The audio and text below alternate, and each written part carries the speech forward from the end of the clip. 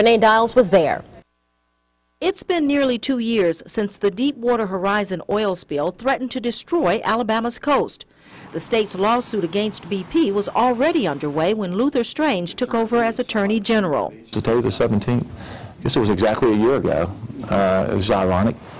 In the battle to recover damages for the state, Strange made one decision that has already saved taxpayers millions. I made the decision that we had the talent and the experience here in our office to handle the case ourselves, and that by doing so, we would save the state any outside legal fees.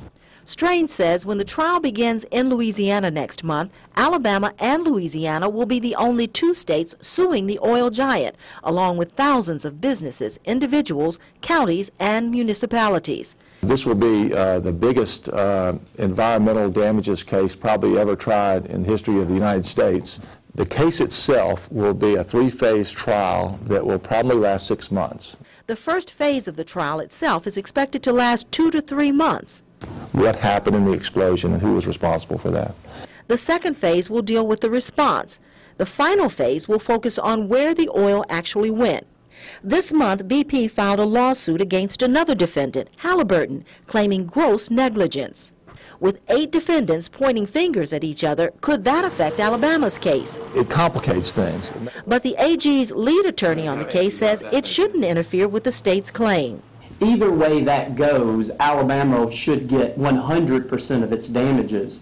And the fight between the two of them is simply to see who will pay Alabama the most. What about a possible settlement? No, I think the best result would be a fair, comprehensive settlement. And as long as it's fair to the people of the state and gets it sooner rather than later, then I wouldn't be opposed to that at all. The Attorney General says the bottom line is to get the maximum amount of money for the citizens of Alabama. But when does he realistically expect the state to get that money, even if there is a settlement? I just hate to predict that because this is, again, we're almost in uncharted territory with the complexity of this trial.